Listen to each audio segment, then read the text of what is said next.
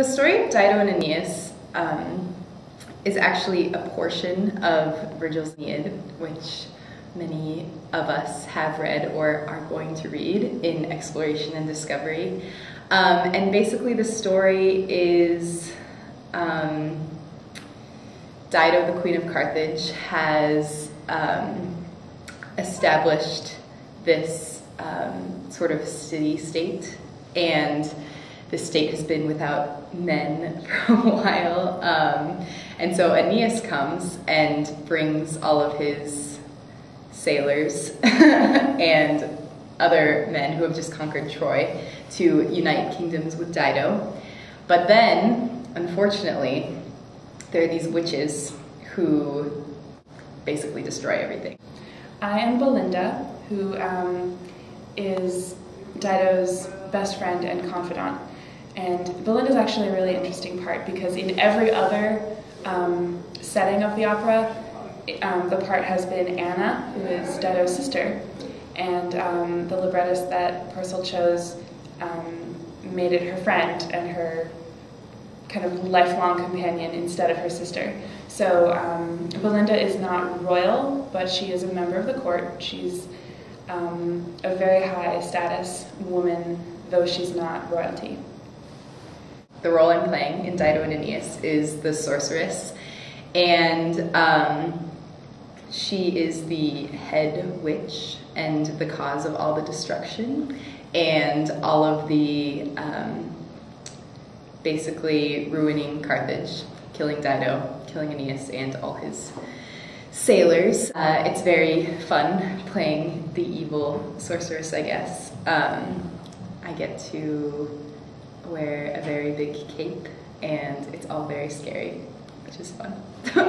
It's a very short setting of the music, and so the actors, whoever puts it on, really has to make all the decisions for themselves. So I wasn't given very much for Belinda except for her lines and her music.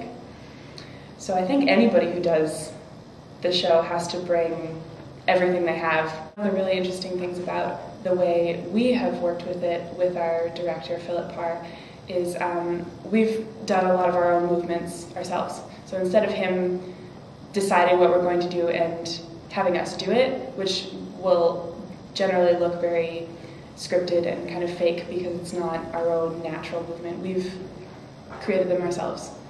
Henry Purcell, who composed this opera, Dido and Aeneas, his version is very different from the actual Aeneid in the fact that he uses witches as opposed to gods to create all this destruction. So it's a little bit less fate and more someone causing it.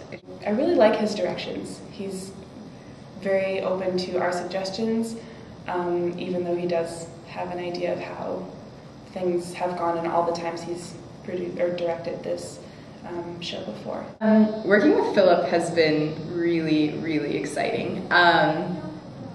I've done a lot of performance, but I haven't really done very much theater, and I feel like he takes opera very seriously as theater, which not a lot of directors do. A lot of directors consider musical theater and opera to be more, I guess, fluffy, but it's very interesting to look at the music from a theatrical standpoint, building a character and kind of conveying it all with the music and with a very specific intention. And I think that Philip has great ideas for this opera. He's definitely using the facilities we have to the utmost that they can be used. I hope the audience just enjoys the fact that it's an opera that's particularly accessible. A lot of people, particularly college age, view opera as something that's really stuffy or hard to understand. And this particular opera, particularly because it's in English and because it's a story that everyone who attends Lewis and Clark is familiar with because of E&D, I hope people can appreciate both the art form of opera and the story in its new adaptation. Our 21 amazing performers in this opera. I can't believe how much time people have devoted to this. And it's in English, which is not always what people think about when they think about opera. I think sometimes people are like, oh, there's going to be someone singing in a different language. I'm going to have to read these super titles. I'm not going to know what the story is about.